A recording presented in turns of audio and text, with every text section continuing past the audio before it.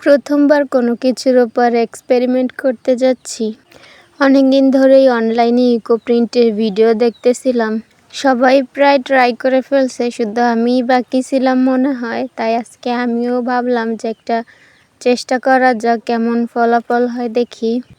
আমি এখানে নয়নতারা ফুল এবং এর পাতা, সাথে কিছু ছোট ছোট টিপটপ ফুল বলে আমাদের এলাকায়, তারও 2টা কালারের ফুল নিয়ে নিছি। অনলাইন থেকে এর প্রসেসিংটা খুব ভালো করে দেখে নিয়েছিলাম। ফুল পাতাগুলো কাপড়ের উপর রেখে পলিথিনটা দিয়ে খুব ভালো করে সেট করে নিতে হবে। এরপরে এটাকে পেঁচিয়ে সুতা দিয়ে বেঁধে বয়েল করতে হবে।